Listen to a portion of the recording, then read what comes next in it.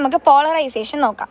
അതായത് ചാപ്റ്ററിൻ്റെ ആദ്യം ഹൈഗൻസ് എന്ന് പറഞ്ഞൊരു പുള്ളി വന്നിട്ട് പറഞ്ഞായിരുന്നു, ലൈറ്റ് എന്ന് പറഞ്ഞു കഴിഞ്ഞാൽ അതൊരു മെക്കാനിക്കൽ വേവാണ്. എന്ന് വെച്ചാൽ അതിന് മീഡിയം വേണം. എന്ത് ചെയ്യാൻ? പ്രൊപ്പഗേറ്റ് ചെയ്യണമെന്നുണ്ടെങ്കിൽ അതിന് മീഡിയം വേണം.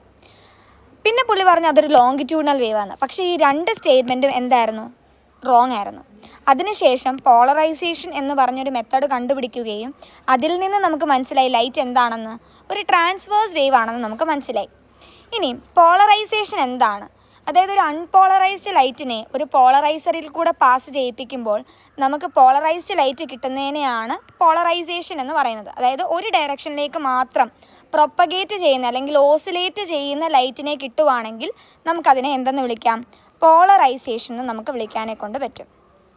ഓക്കെ, അപ്പം നമുക്ക് പോളറൈസ്ഡ് ലൈറ്റിനെ കിട്ടാനെ കൊണ്ട് ആദ്യം നമ്മളൊരു അൺപോളറൈസ്ഡ് ലൈറ്റ് അല്ലെങ്കിൽ ഓർഡിനറി ലൈറ്റ് എന്ന് പറയും.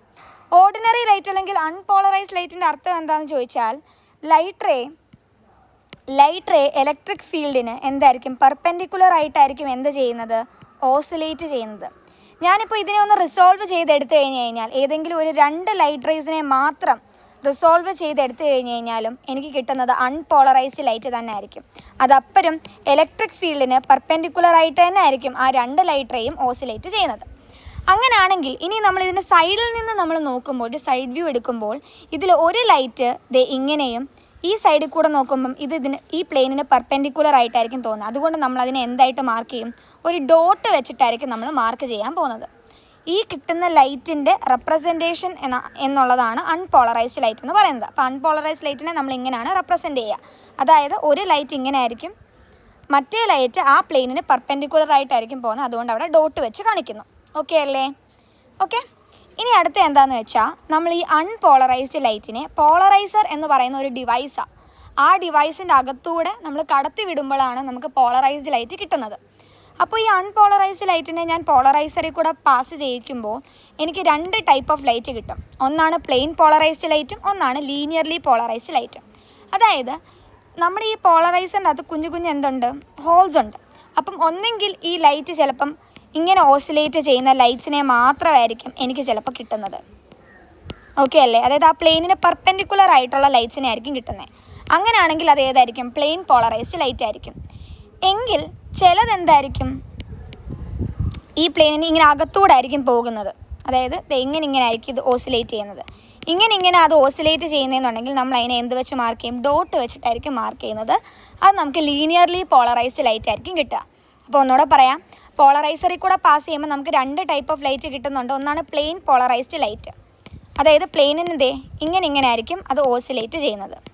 എങ്കിൽ ലീനിയർലി പോളറൈസ്ഡ് ലൈറ്റ് എന്ന് പറഞ്ഞു കഴിഞ്ഞാൽ ആ പ്ലെയിനിന് പെർപെൻഡിക്കുലർ ആയിട്ടായിരിക്കും ഓസിലേറ്റ് ചെയ്യുന്നത്. ഒന്ന് പാരലായിട്ടും മറ്റേത് പെർപെൻഡിക്കുലർ ആയിട്ടുമായിരിക്കും ഓസിലേറ്റ് ചെയ്യുക. ഇനി നോക്കാം, നമ്മുടെ ഈ അൺപോളറൈസ്ഡ് ലൈറ്റ് ഉണ്ടല്ലോ, ഈ പറയുന്ന ലൈറ്റ്സ്. ഓക്കെ, അപ്പം ആ അൺപോളറൈസ്ഡ് ലൈറ്റിനെ ഞാനൊരു ക്രിസ്റ്റലോഗ്രാഫിക് ഫിലിമിൽ കൂടെ പാസ് ചെയ്യിപ്പിക്കുമ്പോൾ ഇതിൻ്റെ അകത്ത് ഇങ്ങനെ സ്ലിറ്റ്സ് കാണും. ഓക്കെ അല്ലേ? ഇപ്പോൾ ഇവിടെ ആയിരിക്കും നമ്മൾ സ്ലിറ്റ്സ് വെച്ചേക്കുന്നത്. അപ്പം ഈ ലൈറ്റിൻ്റെ അതേ ആക്സിസിലല്ലേ നമ്മൾ ഈ ക്രിസ്റ്റലോഗ്രാഫിക് ഫിലിമും വെച്ചേക്കുന്നത്. അപ്പോൾ ഈ ലൈറ്റിനെ മാത്രമേ ഇതിന് എന്ത് ചെയ്യാൻ പറ്റത്തുള്ളൂ? പാസ് ചെയ്യിപ്പിക്കാനെ കൊണ്ട് പറ്റത്തുള്ളൂ. അതായത് ഇവിടെ ശരിക്കും ഇവിടെ ഡോട്ടും കൂടെ ഉണ്ട്. ഓക്കെ അല്ലേ? ഇതൊരു അൺപോളറൈസ്ഡ് ലൈറ്റാണ്. അപ്പം ഈ ഒരു അൺപോളറൈസ്ഡ് ലൈറ്റിനെ ഈ ക്രിസ്റ്റലോഗ്രാഫിക് ഫിലിമിൽ കൂടെ വെക്കുമ്പോൾ ഈ ഒരു റേയ്ക്ക് പാരലായിട്ടല്ലേ കിടക്കുന്നത്? ഈ ഒരു റേ, അതായത് ഈ റേയ്ക്ക് പാരലായിട്ടാണ് നമ്മൾ ക്രിസ്റ്റലോഗ്രാഫിക് ഫിലിം വെച്ചേക്കുന്നത്. അപ്പോൾ ഈ റേസിനെ മാത്രമേ അത് എന്ത് ചെയ്യത്തുള്ളൂ? കടത്തി വിടത്തുള്ളൂ. മറ്റ് ഇങ്ങനെ പെർപെൻഡിക്കുലറായിട്ട് നിൽക്കുന്ന ലൈറ്റ് റേസ് ഉണ്ടല്ലോ, അതിനെ ഇത് കടത്തി വിടുവോ? ഇല്ല. ഇതിനെ മാത്രമേ അത് എന്ത് ചെയ്യത്തുള്ളൂ? കടത്തി വിടത്തുള്ളൂ. അപ്പോൾ അങ്ങനെ നമുക്ക് കിട്ടുന്ന, അതായത് രണ്ട് ലൈറ്റ്സും ഉണ്ടായിരുന്നു, അതിൽ ഒരെണ്ണത്തിനെ മാത്രമാണ് നമുക്ക് കിട്ടിയത്. അപ്പോൾ അങ്ങനെ കിട്ടുന്ന ലൈറ്റാണ് എന്തെന്ന് പറയുന്നത്? പോളറൈസ്ഡ് ലൈറ്റ് എന്ന് നമ്മൾ വിളിക്കുക. ഓക്കെ അല്ലേ? ആദ്യത്തെ അൺപോളറൈസ്ഡ് ലൈറ്റിൻ്റെ ഇൻറ്റൻസിറ്റി IUPL ആണെന്ന് വെച്ചോ. അങ്ങനെയാണെങ്കിൽ ക്രിസ്റ്റലോഗ്രാഫിക്കിൽ കൂടെ കടക്കുമ്പോഴേക്കും നമുക്ക് ഒരു സെറ്റ് ഓഫ് ലൈറ്റ്സ് മാത്രമല്ലേ കിട്ടത്തുള്ളൂ. അപ്പോൾ അതിൻ്റെ ഇൻറ്റൻസിറ്റി കുറയത്തില്ലേ? പകുതിയാവത്തില്ലേ? അപ്പോൾ എന്തായിരിക്കും നമുക്ക് കിട്ടുന്ന പ്ലെയിൻ പോളറൈസ്ഡ് ലൈറ്റ്? ഇതിൻ്റെ ഇൻറ്റൻസിറ്റിയുടെ പകുതിയായിരിക്കും പ്ലെയിൻ പോളറൈസ്ഡ് ലൈറ്റിൻ്റെ ഇൻറ്റൻസിറ്റി. അതിനുശേഷം നമ്മളിതിനെ എന്തിൽ കൂടെ വിടും? അനലൈസറിൽ കൂടെ വിടും. θ = 0 ആണെന്നുണ്ടെങ്കിൽ ഇത് ഇതുവരെ പാസ് ചെയ്ത് പോവും. പിന്നെ നമുക്ക് കിട്ടുന്ന ലൈറ്റ് ട്രാൻസ്മിറ്റഡ് ലൈറ്റ് ആയിരിക്കും. ട്രാൻസ്മിറ്റഡ് ലൈറ്റിൻ്റെ ഇൻറ്റൻസിറ്റി നമുക്ക് പറയണമെന്നുണ്ടെങ്കിൽ നമ്മൾ അവിടെ ഏത് ലോ ഉപയോഗിക്കണം? നമുക്കവിടെ മാലസ് ലോ വേണം. നമുക്കവിടെ മാലസ് ലോയുടെ ആവശ്യമുണ്ട്. അതായത് നമുക്ക് ഈ ക്രിസ്റ്റലോഗ്രാഫിക് ഫിലിമിൻ്റെയും അനലൈസറിൻ്റെയും ഇടയ്ക്കുള്ള ആംഗിൾ എത്രയാണെന്ന് അറിയണം. തീറ്റ 0 ഡിഗ്രി ആണെങ്കിൽ ഇതിനെ പാസ് ചെയ്യിപ്പിക്കും. പക്ഷേ ഒന്ന് ആലോചിച്ച് നോക്കിയേ, തീറ്റ 90 ഡിഗ്രി ആണെന്നുണ്ടെങ്കിൽ, അതായത് ഒന്ന് ഇങ്ങനെ വെച്ചേക്കുക, മറ്റേത് ഞാൻ ഇങ്ങനെ വെച്ചേക്കുക. അപ്പോൾ ഈ ലൈറ്റ് ഇതുവരെ പോയിട്ട് നമുക്കിങ്ങനെ കിട്ടിയേ. ഇനി ഇതുവരെ പോവുകയാണെന്നുണ്ടെങ്കിൽ അപ്പോൾ ഇത് ഇങ്ങനല്ലേ കിടക്കുന്നേ?